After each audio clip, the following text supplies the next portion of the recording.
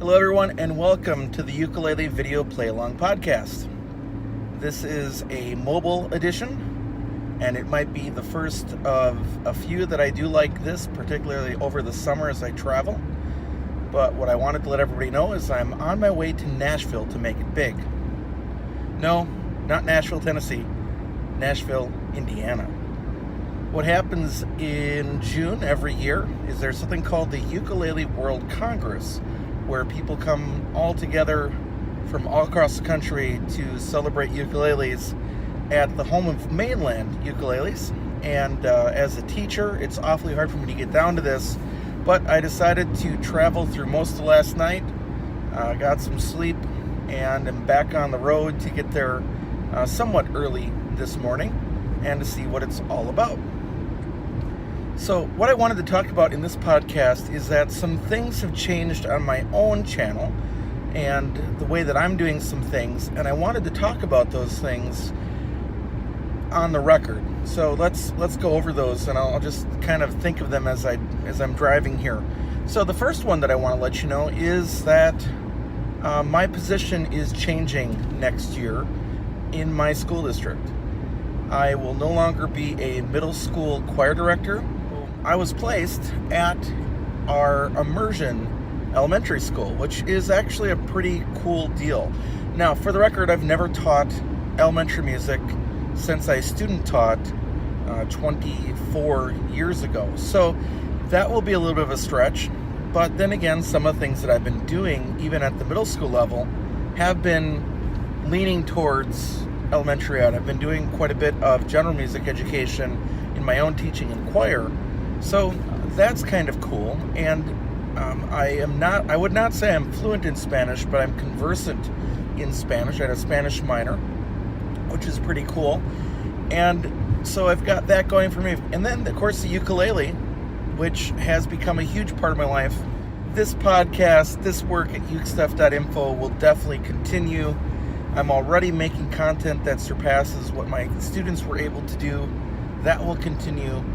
The second thing I really wanted to talk about was the last two podcasts here have been with Dr. Jill Reese, who created the genre of the video play-along, and Rachel Webley from Wales, UK. And with those two discussions, I came back and changed some things on my own videos, and I wanted to talk about those. The first one was a discussion with Dr. Reese about how much do we want to spoon feed on these videos. How do you help people become more independent musicians and so forth? And then even a little twist of what do you do with people that like play guitar and want to sit in but get frustrated at the ukulele chords and things like that. And so I was thinking about that, and it didn't take too long. And then I started making, right after that discussion, again, I'm very, I don't know if I'd say reactionary, but I definitely change things. It's true in my own teaching, it's true in my own life, that when I see that there's a better way to do something, I ditch what I'm doing, or I modify what I'm doing. So I had already been making GCEA ukulele play-alongs, and then started making DGBE baritone play-alongs. After that conversation, it was pretty clear I should be then also making a chord name / lyric play-along that didn't spoon feed things, so that the videos could be used by even more advanced players to play along, because you're not giving them every chord. And so it could be used by a situation where you have guitar, mandolin, and ukulele, and whatever, bass, all jamming out together. Boy, this road is really noisy. So that's kind of what I started doing. So if you notice, since that last interview, for every video that I've made, with the exception of the homebrew a cappella version of I Can't Help Falling in Love with You that I just recorded, something I haven't done for a while too, and I'll come back to that.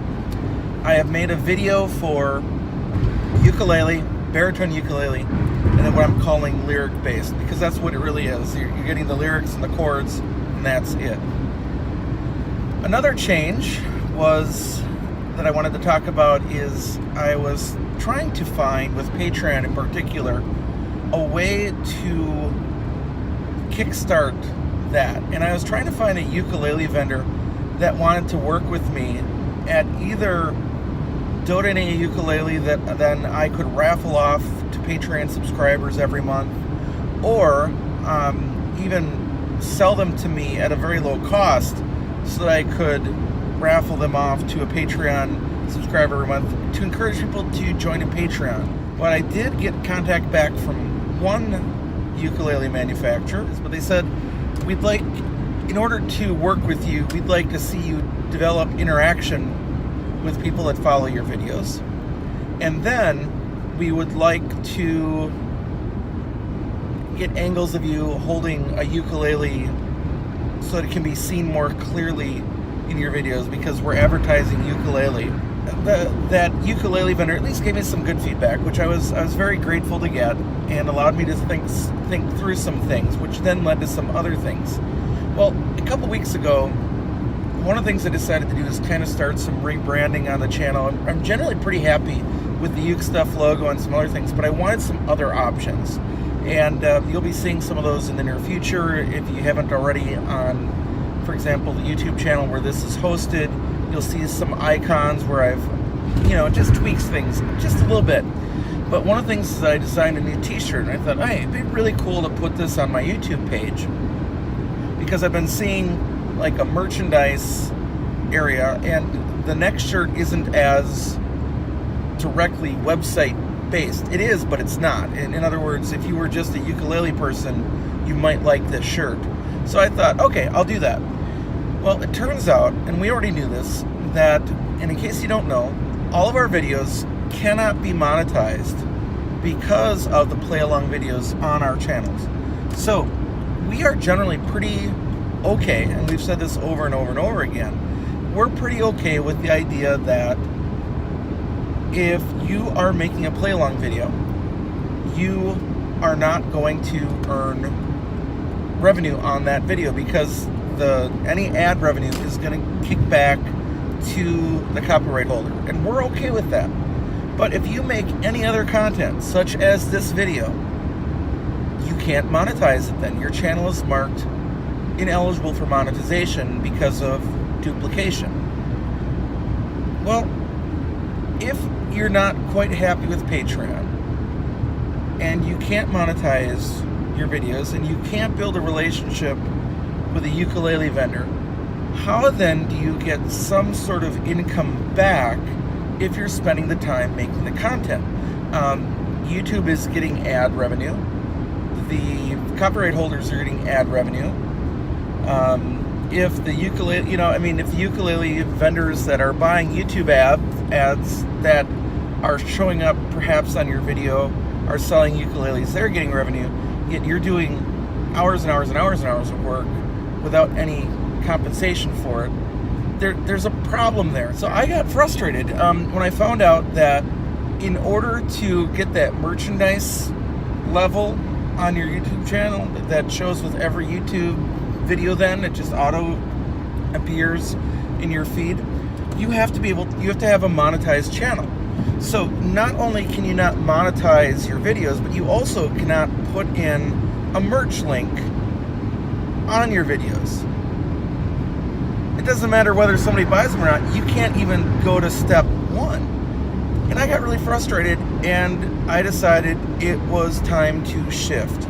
So what you will see, or have maybe already seen, is I've done some things. I have started moving all of the content that I make. All of this self-created content is going to another channel that when it reaches 1,000 subscribers and 4,000 hours of views, it will be a monetized channel of its own, with perhaps only copyright issues, like where I would sing a song that's under copyright, and then you can do revenue sharing.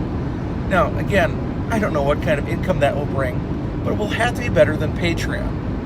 And then the other channel, where all my videos used to be hosted, will be dedicated to only the play-alongs. So it'll be play-alongs and then all of my other ukulele content. So it's still pretty niche, but at the same time, it will also help people to find things. Now, you'll notice that there'll be some name changes. The Ukulele Tenor channel is no longer. That's already been changed to youtube.com/ukeplayalongs. And then the other channel is yet to be named because it has to be around for 30 days before it can be named. So the next Ukulele Video Play-Along podcast can probably be about that. Another thing that one ukulele builder said, or company said, was we also think that the Ukulele Video Play-Along format is boring. Now, I can tell you, looking at my Rewrite the Stars video with 1.5 million views, which of course generates no income for me, which is fine, but there are 1.5 million views there that say that particular viewpoint of that ukulele company is wrong. But they said, here's one of the other videos that you made, which was one of my tutorial videos on how to play the ukulele video play along. They said that's what we think your content should be. Now, I don't fully agree. I think that's a sub-branch of what my content should be. I also like to do things like ukulele reviews. I also like to do things about tutorial videos. I also like to do skill drill videos. I like to do all sorts of things that are ukulele related.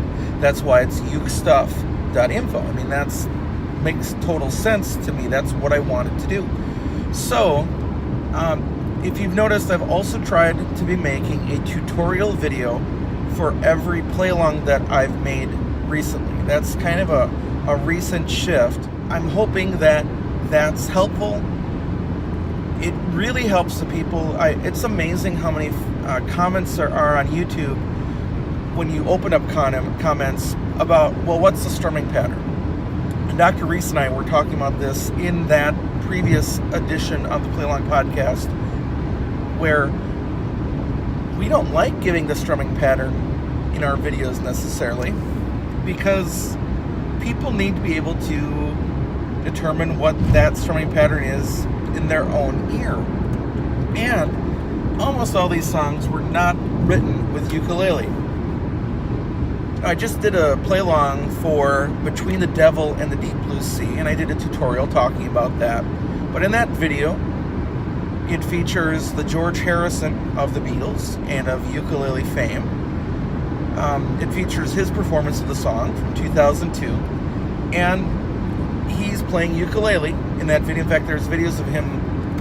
There's actually like a music video of him playing that song, playing the ukulele. And all he does on that song is a shuffle strum the whole way through. So there's a situation where you can tell people, well, the actual strum is the shuffle strum. And it's also a very easy solution, too, at the same time, which is kind of cool. But that's rare. That's rare. Usually you're doing something else. And by the way, there have been some comments, too, of like, particularly with the most recent popular video is Lost Boy by Ruth B., which is a wonderful, wonderful song. And the video turned out really nice. The image that I used of Neverland, and Wendy and Peter Pan flying through London is really cool. I think the aesthetics of that video are really good. So I'm quite pleased that it's been so popular. Not only is it a gorgeous song, but I think the colors and everything of that video just really reflect it quite well. But on like the Ruth B video, occasionally I'll get a post from somebody saying, there's no ukulele on this song, duh. And of course, I delete those comments because that's the kind of negativity I don't want with the comments. But yeah, we're aware that with most of these songs, ukulele was not used. But the idea is to be able to play along with them anyway.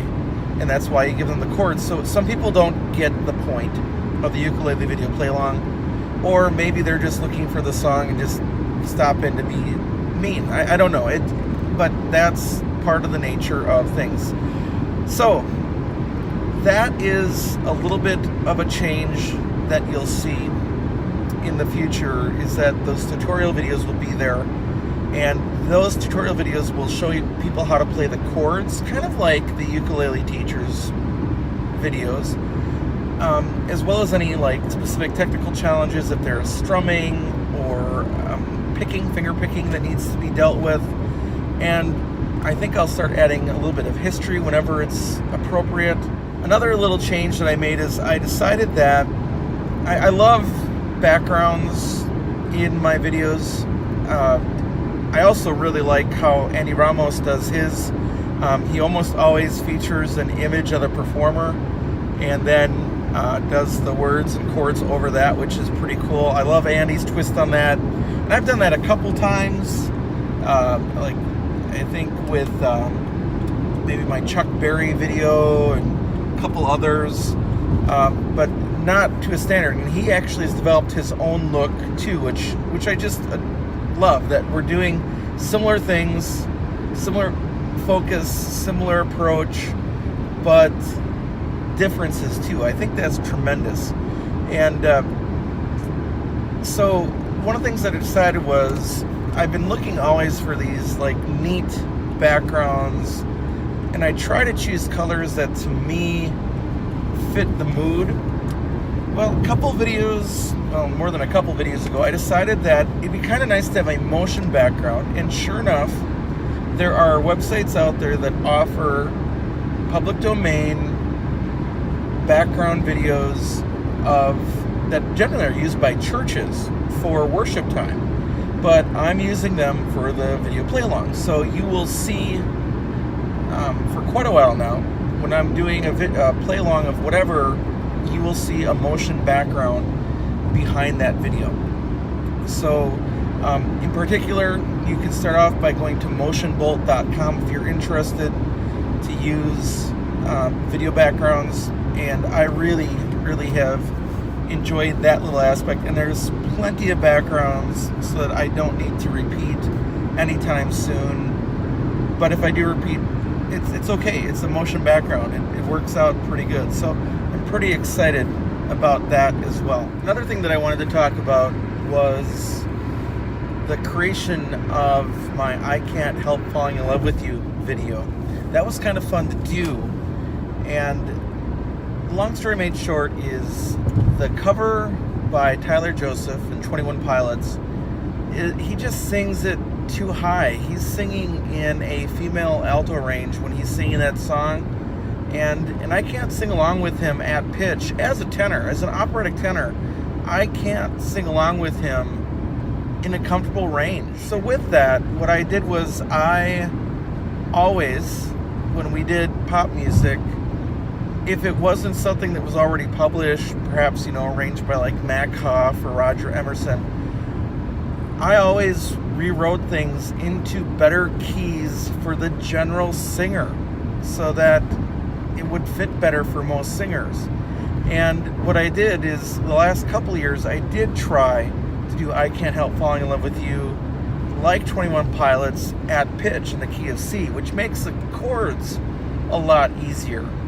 I mean, generally very easy to do, and I play that little lick of theirs in 3 all the time as kind of a playing sample on the ukulele.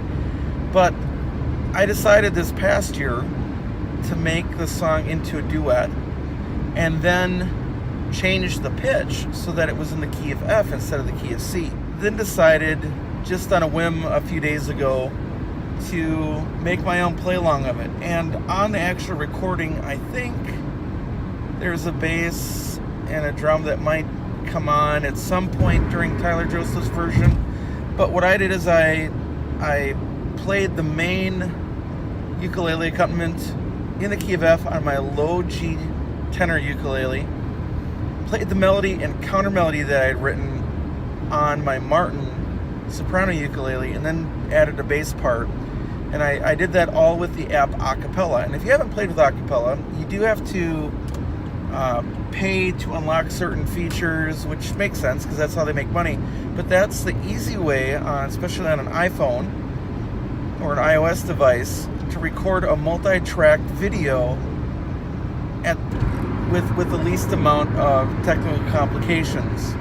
The only problem is you have to take everything at one take, and you basically, if you mess up, you have to stop and retake the whole thing.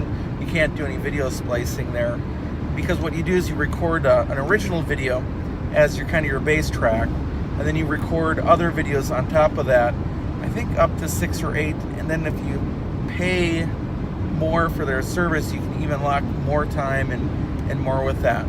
So that was kind of fun to do, and I posted that on the channel as well as a tutorial. And that's the only video that I've done recently that I haven't released a version for baritone ukulele, although I may release a lyric-based version. And the only reason I wouldn't release it for baritone ukulele is that functioning in the key of F, just not a great key for baritone ukulele. So I'd have to transpose my own voice up a whole step to do that. And I suppose I could, and I might, who knows. But I also am not quite sure of how that will translate in terms of actual singing, because the key of F, I think it goes up to an E, which is, pushing the boundaries of highness for a number of singers and being comfortable in singing. So, I want to be careful, because that would then push that to an F sharp, which would be definitely too high for a lot of singers as well. Along with changing the name of the original YouTube channel and adding the second channel, the other thing that I recently did was I reserved the URL, the website address, ukeplayalongs.com, and I've made that point to the page of ukestuff.info that has the lists of the ukulele playalongs and all the different playalong formats. So if you know somebody and they would like to be able to look at the list of all the different ukulele playalongs, which there are getting close to 900 probably by the next time that I update the list. If you know somebody that falls into that category, just share ukeplayalongs.com, and that will take them to those lists. And that's kind of a shortcut if they can't remember ukestuff.info. So ukeplayalongs.com, which is the same name as the new YouTube channel, or the old YouTube channel, but nonetheless, it all works together. Well, I think that about covers it for this episode of the Ukulele Video Play-Along Podcast. Pay attention in the coming weeks. I'm going to have some interviews coming up now that I'm in the summer and can talk to some other teachers at various times. If you haven't and you're watching this video, please hit the subscribe button. That'll help me get to that 1,000 subscribers that I need to monetize this channel. And as always, as I end all of my tutorial videos, remember, ukulele, it's all about you.